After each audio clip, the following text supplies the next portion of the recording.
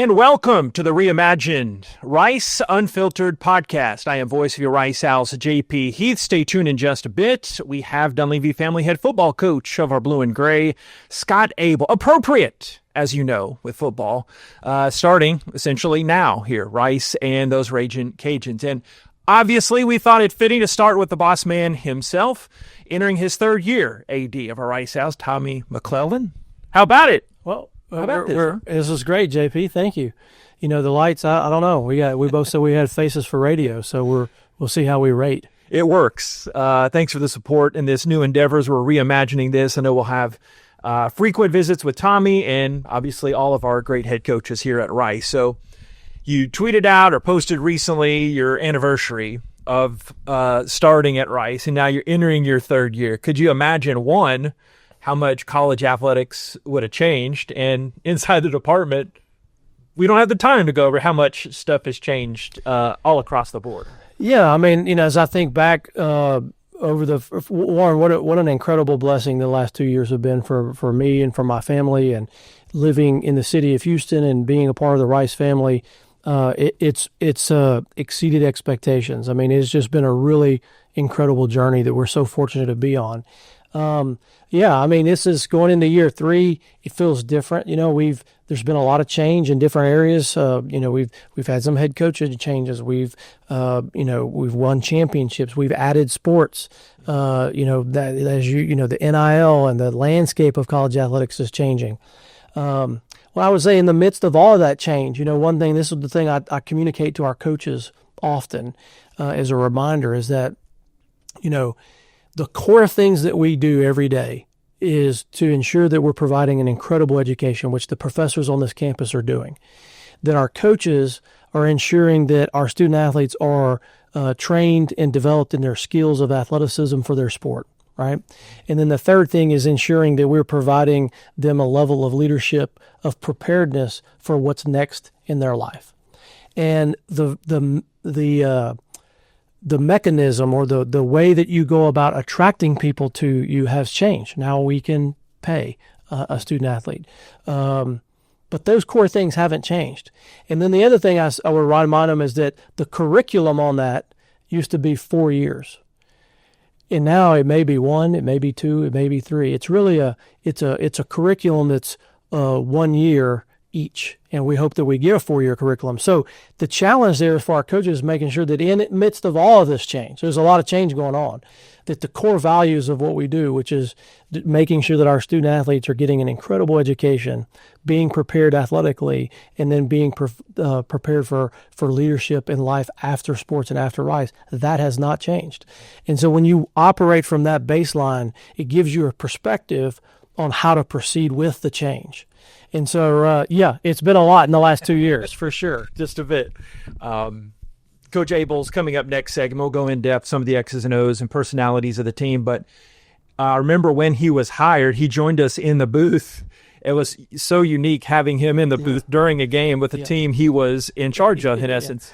What's it like now that you were aggressive at the time, and we talked since then about that, but now that it's coming to fruition, he's on the sideline and he's starting to build this program. Yeah, well, first of all, acknowledging the oddity of the situation. So, you know, as we talked about before, it is not, as an athletic director, my desire is not, when in fact you do have to make a change, that, allowing someone the opportunity to finish the season is the preferred idea. It feels punitive otherwise. But because of the pressures that exist in this changing world with transfer portals and those things, the sooner you can determine who their leader is going to be, the better chance you have at retention. Thus is the case in which we made a football coaching change, yet we were one of the highest retained football programs in the country. And so although that was an odd time, it really helped us in what we're trying to build and how we're trying to move forward. And so, I think about Coach Abell and the culture that he's building and the staff that he brought and the staff that he retained here. I mean, again, when you hire a head coach and their ability to assess the situation and not be insecure about saying, I know you work for someone else, but I believe in you. And if you can develop trust with me, I want you here. That takes a lot of maturity and a lot of security to make that decision. And so really excited about where we're going and where we're headed. Looking forward to the Scott Abell era. and almost appropriate, going back in relatively close to your old neck of the woods, right? Yeah, I were very close. I mean, I grew up about 45 minutes from Lafayette, Louisiana.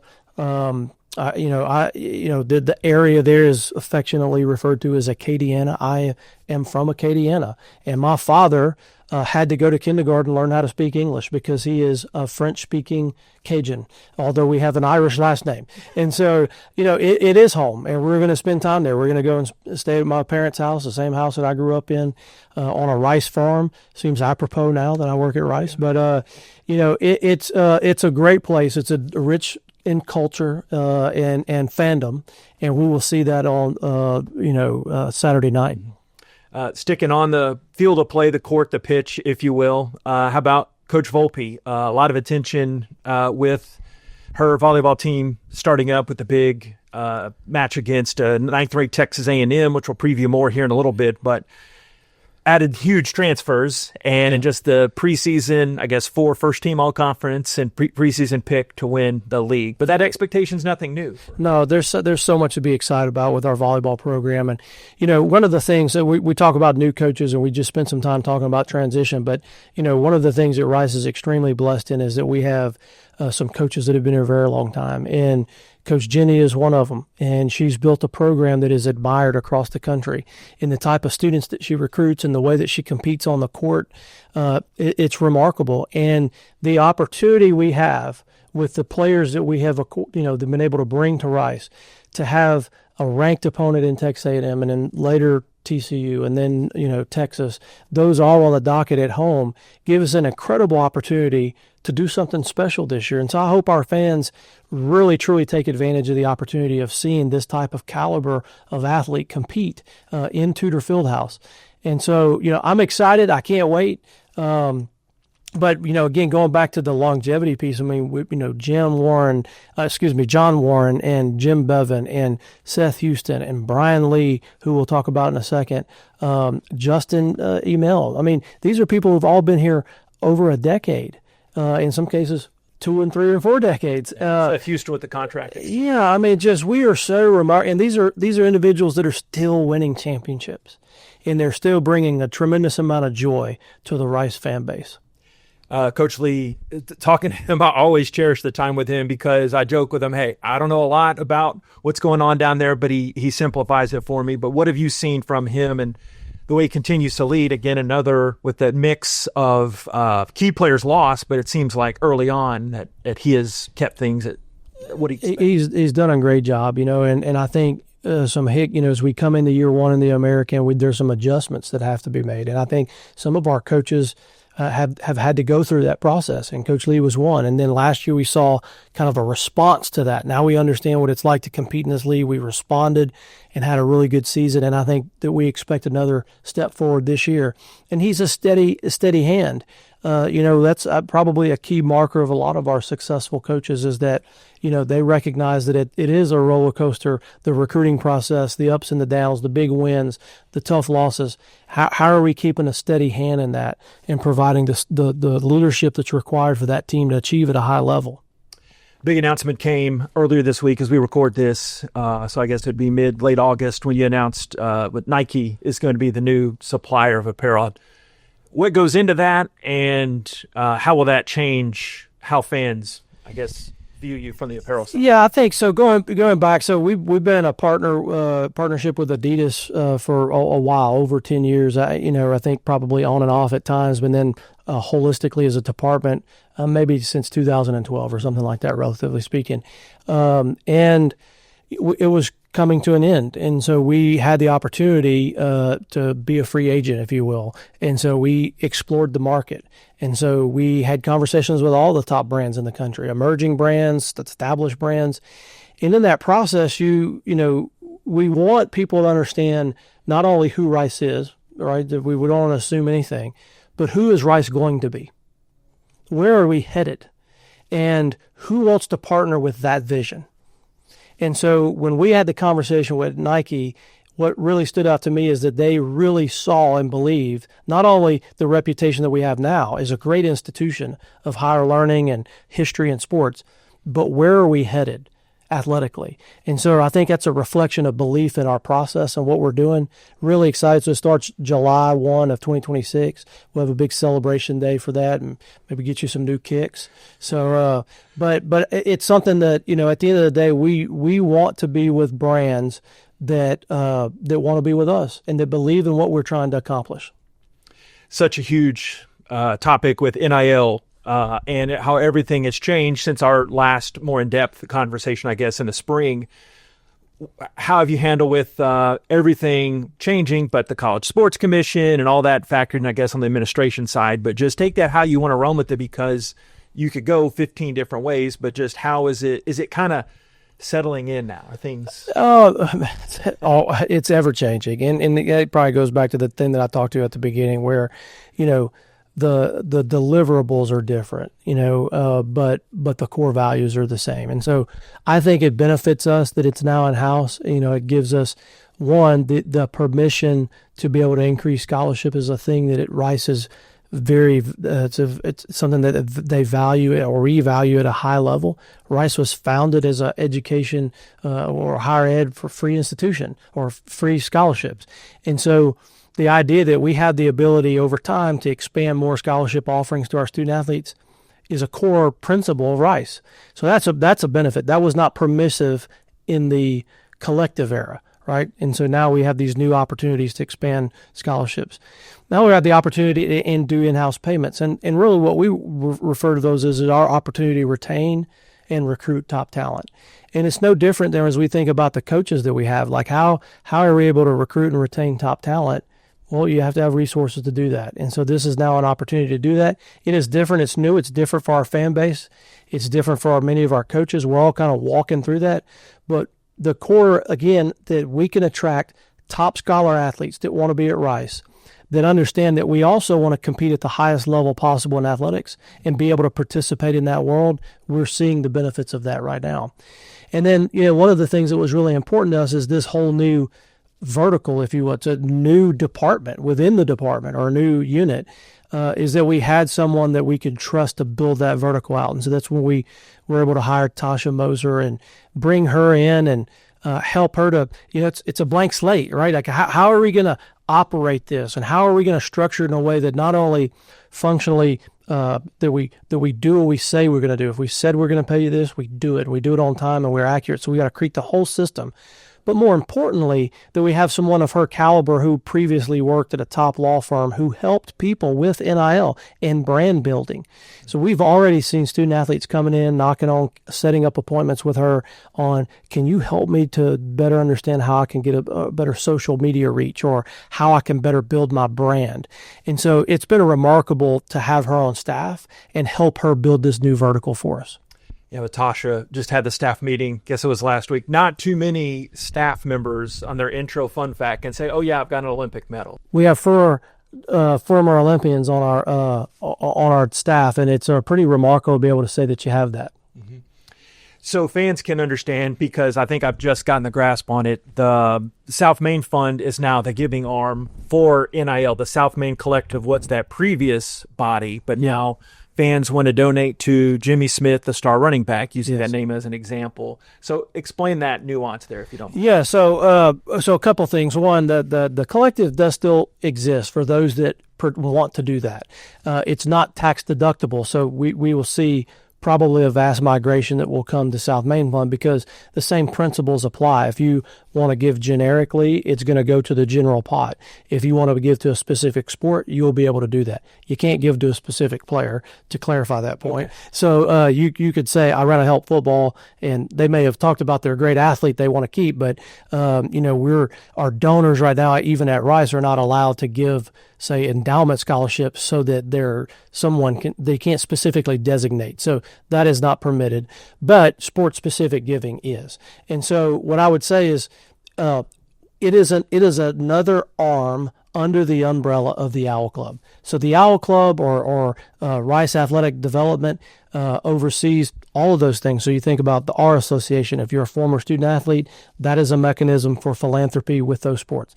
You have the Owl Club, which is your annual fund. That's how you get your parking tickets and your benefits and your lifetime giving and all those things. You have the capital campaign. So we're going to try to build something. We do a locker room. You have the ability to give that way from a capital standpoint. And then you have the SIGs, which the coaches have always have. It's an opportunity. Maybe someone wants to give to a volleyball SIG so that when they go on the road in Miami, they get a nicer, maybe an upgraded dinner or something like that. Now there's this extra vertical, which is the South Main Fund, which is the primary purpose is to recruit and retain top talent. And so those individuals that want to participate in that endeavor now have a tax deductibility opportunity to support our student athletes in that way. So I talked to you right after you got back. I think it was hours off the plane coming from your Paris and Belgium trip following the men's basketball team. One, what was that trip like? But two, a lot of new faces on the men's basketball team with Coach Lanier, who his staff is largely the same, too. Yeah, I think, and so what I would say, relatively speaking, less new faces. So we have people in our league who 4 days after the portal opened did not have a single player left on their team. Okay. So for us to have, I think it was eight returners, including some of the walk-ons, is a remarkable retention rate. So you'd say, well, you still have another 6 or 7 or whatever the number is. But relative to other people, I do want to say, again, we're still retaining at a higher level than our peers. But we have to learn those new faces, and you got to learn their names and enunciations and their habits. But what an incredible opportunity! Our women's basketball team also earlier this year had an opportunity to go to Greece and Italy. Eric George drew the short straw on that and went as the admin. So you'll have to interview him on his experience. I was able to go at the end of the summer with men's basketball again to Paris and Belgium, and there is a practical benefit that the coaches love, which is the additional practices, the games that you get to play out there. They played 3 contests. But the intangible there is, particularly when you have, half your team is new. And the thing that a coach wants to do as quick as possible is to create a homogeneous group. And there's no better way to do that than to be on the road for, 7 to 10 days in a foreign country and really get to know people. And, so I think it's going to pay dividends for both our men's and our women's basketball teams.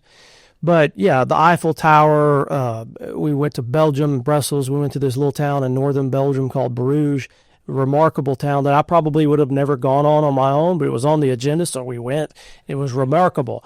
And then, just everything leading up to it. We worked with some folks on campus that teach French culture and history, and they did some orientation for our players, and that was really fun to see them learn maybe key phrases and salutations and helping them to understand French culture and what they were going to experience. So I think as you think about both of these teams, 20, 30, 40 years from now, they're probably not going to remember the scores of any of these games. Even if they win a championship, they'll remember the trophy and the celebration and the time together in the locker room. They will remember being on these trips and learning new cultures and building that bond together as a group. So I'm so grateful that Rice at a place where, although we're still in this modern era where we are going to recruit and retain top talent through mechanisms like the South Main Fund, that we still have donors that are still vested in their core experience at Rice, because I think you miss that if all you simply do is say you're going to be educated and paid. You miss this opportunity for an experience that, quite frankly, is still a separator in this environment. If you come to Rice, this is something you're going to get. We're going to invest in you in a multitude of ways. I can't wait, Tom. Really excited for the new year coming and this new venture here, Rice Unfiltered. Appreciate you being the debut guest here. I'm so happy to do it. Go Owls. At Rice Fight. Tommy McClelland, stay tuned. Coming up next year, Rice Unfiltered, we'll have Dunlevie family head football coach Scott Abell. Stay tuned. Welcome back on the Rice Unfiltered podcast. Again, I am voice of your Rice Owls, JP Heath. And how about these surroundings with head coach Scott Abell of our Rice Owls, Dunlevie family head football coach of our Rice Owls, here in the Rice Owls weight room. I'm getting juiced. I want to pump a few. Throw some weight around, Coach. Well, this has been a great facility for us since we arrived. Our guys have done so much work in here with a ton of energy, and Coach Lou and company, as I call them, have done an amazing job developing our roster as now we head into week one, and this is home for us, right? If someone said, hey, the facility part that you spend the most time in, you love the most here, it is this weight facility that overlooks our gorgeous stadium. Yeah, it's just amazing. Kudos to Sarah and Nick for the great setup here, and of course you and your great strength staff. We'll talk about a lot here in this segment, kind of a get to know you for a lot of fans. You've been very present and vocal with the fan base. Heck, so unusual in my broadcasting career, interviewing a head coach when you came up in the booth. I guess that was the last couple of weeks of the year. It's been so long since you got hired. What are the feelings now that it's finally so close to happening, getting things going? I know you've been prepping, but the first game's almost here. Well, it feels normal, meaning, you're always excited for week one. You're incredibly energized as a new season comes on board. And so it feels normal, right? It's exciting. It's new, no doubt, but it's been such a great 8-month transition for the program, for myself, our staff, our roster, that here we are, heading into week one, heading towards Louisiana. And for, I think, myself, our staff, our team, this feels like week one each and every year, and that's what you wanted for your team. Independently, when I talk to guys throughout the preseason process, each one, without me asking, they've noticed the energy. So when you come in taking over, and this happens with obviously a lot of staffs taking over, what did you try to do to get that energy going? Because independent guys have told me, hey, you got the juice and everything's positive. And what's behind that? Because people are noticing. Well, I think it's part of the DNA, right, for who I am as a coach, a leader, what I expect of the program. I'm a high-energy guy. I'm incredibly positive, and I think that flows throughout the program, and I just don't know another way to do it. I've been like that my life. I think the good Lord blesses each of us with our own traits, and it's just been a trait that I've been blessed with through the years, to have a positive outlook on things, to have a ton of energy for the things I love and I put my heart behind. And, I'm excited to be here. I think that shows up every day. And I expect our players to carry that same enthusiasm and passion as now we take on our first year. Discuss some of the staff that you add. It's a whole new staff. Was it 69 new players? We'll get to some of those guys in a second. And some fans already know. But when you're putting the staff together, yeah. I know you – Tommy hiring you when he did, you got the early jump, being able to get a lot of the guys you wanted to get. So take us through that framework and that process and some of the guys you brought in. Yeah, for me, it was about really trying to find the right fit for who we were going to become as a program. So I was looking for a handful of things, right? Did they understand and have a grasp of the expectations that a Scott Abell-led program would look like? What was their familiarity with Texas or Rice University, the conference? What did that look like, right? And then who were the people that I could entrust the program to build the right relationships, to develop our roster? And that's what went into this. And I couldn't be more proud of the people we've surrounded the program with, the people that are leading the different phases of Rice football now. And, I think we got it right throughout the program. And it didn't happen overnight, right? It was a challenging month. December was a very challenging month, interviewing, really navigating who were the right fits. And I think we hit some home runs. And, I think our players would tell you the same thing. And I can't wait to see it all in action. Since we're in one of his offices, and he let me borrow some chairs from his office, talk about Coach Lou, just feet away there, what he has meant, and obviously get so much done in the offseason, like you've told me in the past, instilling that culture with you. Yeah, well, I thought it was as important a hire as we had, right? Finding the right strength coach to run the strength program for our football team. There was nothing more important for me. I understand the development part of what a program is and what that meant for Rice. And so I had a really great understanding of who Coach Lou was before I hired him through some mutual friends in the business, knew I wanted him. Just so grateful that he wanted to be here with us. And he carries those same traits we talked about, right? He's an incredibly high-energy guy. He's really driven, has a great outlook on everything, and the guys feel that. And, when you're building a football program, right, we're not here to build a team. Teams get built from year to year. We're here to build a program that it will sustain through the years. There's two people in the entire program that truly see everything underneath the entire umbrella of what a football program is. The head coach and the head strength coach, right? You have all your assistants, you have your recruiting staff, you have your nutritionist, you have your medical staff. They're each in their own world professionally and what they have to oversee. The head strength coach sees a program like a head coach. He just wants the very best out of everyone around him for the one goal of how do we get better, how do we win football games, how do we grow the program. And we hit a home run with Coach Lou. Segueing to the offense with Coach Munch, who you're very familiar with, of course. Yeah. And I know your fingerprints all over on the offense, but just where is it compared to the you've told the media different phases, hey, this such percent here, and just last week you're saying, hey, I feel really good about the amount I have put in there. Compared to other stages, how much of what you want to get in there, what will fans see? Yeah, I think, we left spring football. I said we had about 60% of the offense installed. Now I think we're much further along, right? Probably about 90% of what we're, what we'd like to see is in.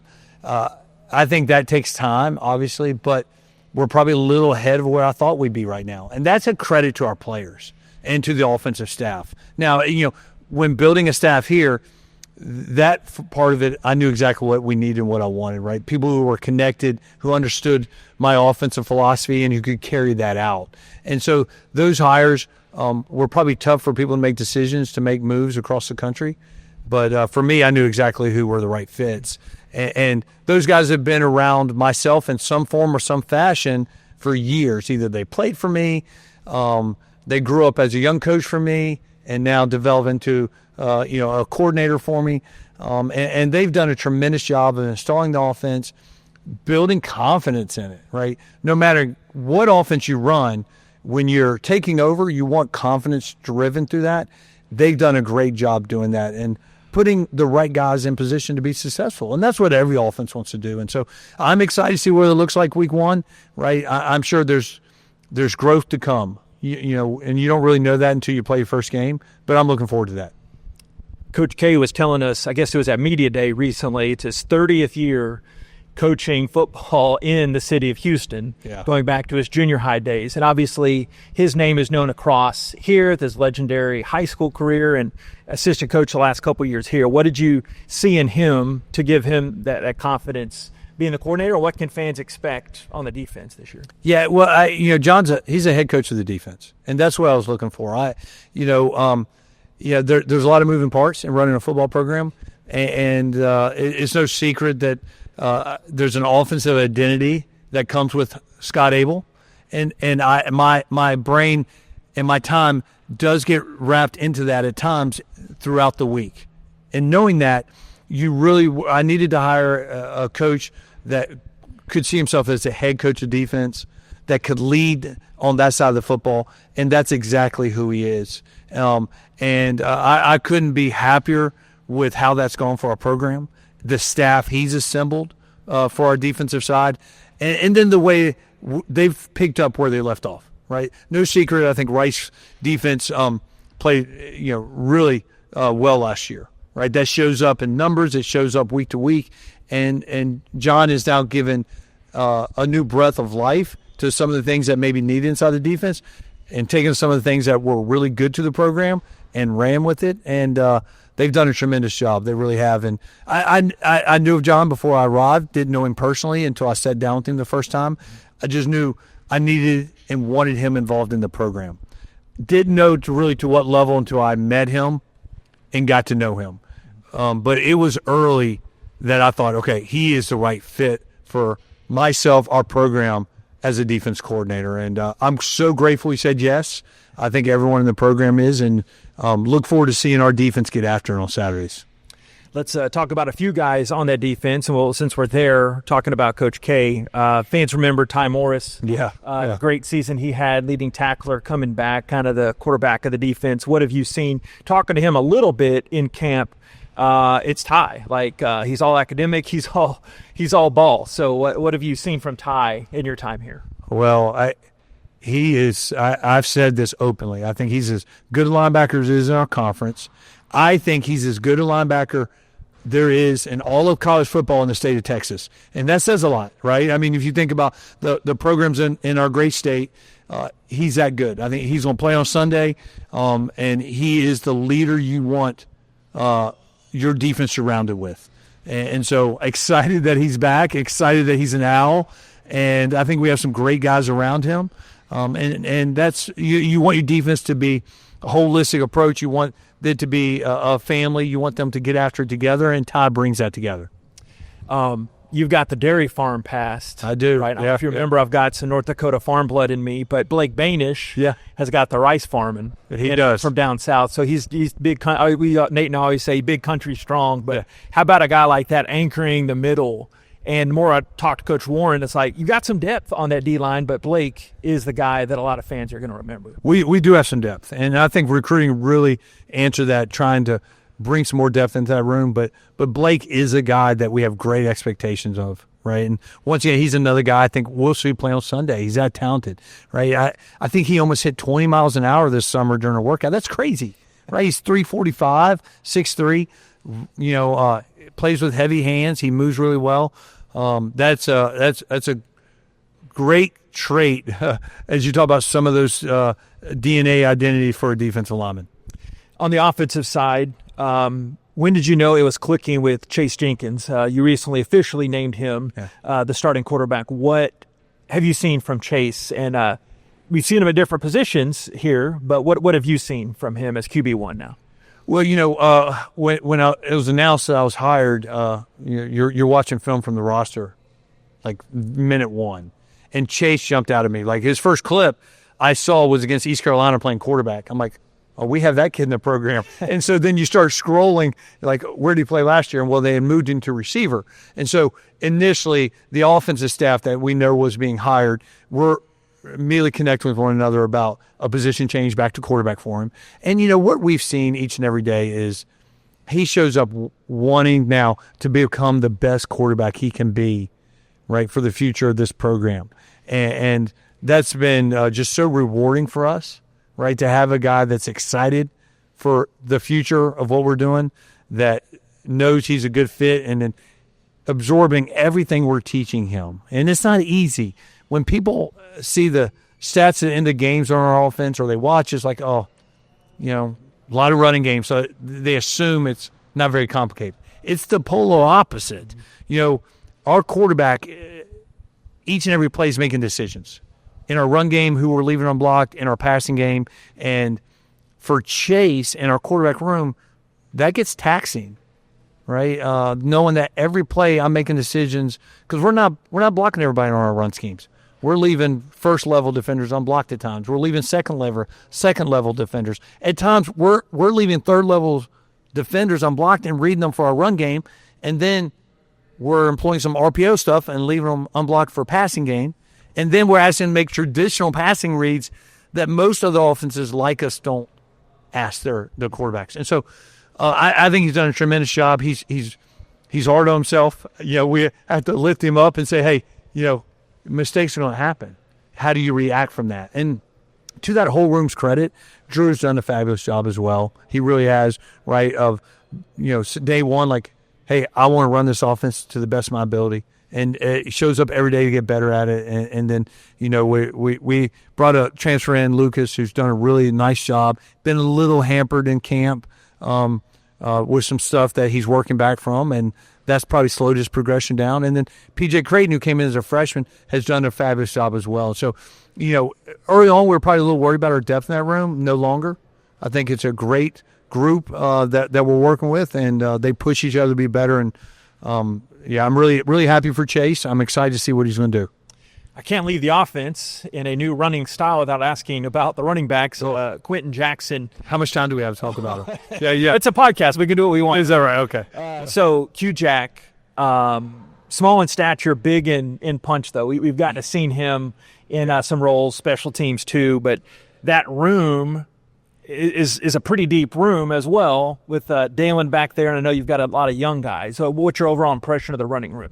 Talented. That would be the first word. I think it's a really talented and deep room. You don't know when you're taking over a program, and with your style, once again, you start looking at the roster. And initially, I'm like, okay, we're going to have to grow that roster. Well, then we look at the freshmen that then we got committed, 2 of them. We could get them in early. They made a big splash. We've added a couple transfers to get that room deeper. But it's a really talented room. Q-Jack is special, right? When you talk about Tom Morse on defense, you can speak about Q-Jack the same way.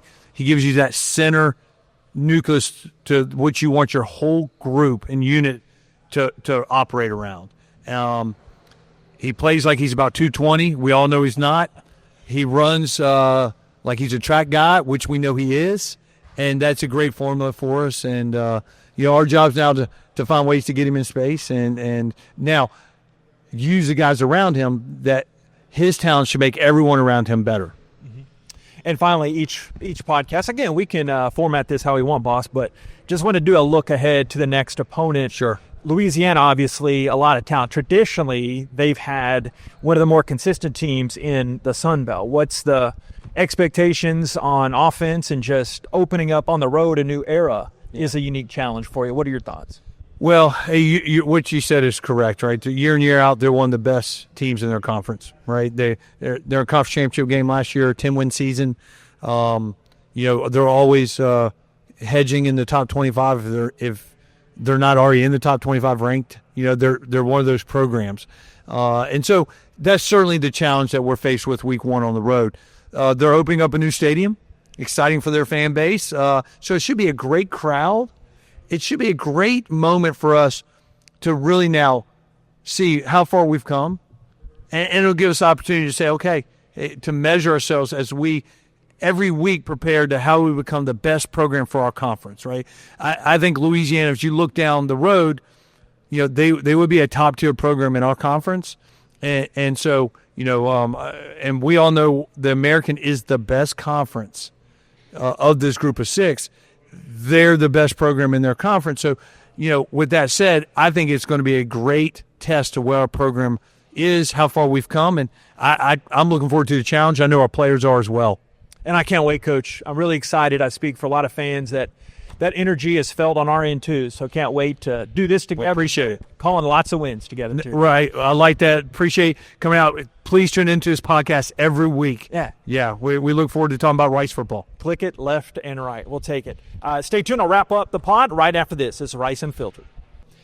How about that? Wrapping up our premiere edition of Rice Unfiltered. Same feed, just a rebrand and rethinking how we do these podcasts. We'll be here most every week until we don't want to do one week. No, we'll be there every week, but we do want to encourage you to tell a Rice friend, share it with 1 or 10 on the YouTube channel. You know the drill. Like it and share it with an Owl's friend or 10. That helps out the AI overlords, as we know, to get it out to those Rice Owls folks. A quick reminder, of course, Rice volleyball coming up here on August 29th. That'll be Friday night if you're listening to this beforehand, but that's 6 o'clock against the 9th-ranked Texas A&M Aggies. We want you to go out there and support Coach Volpe's team, of course, at Tudor Fieldhouse. That's part of the Rice Invitational. And then Sunday at 1 o'clock, they take on Central Arkansas.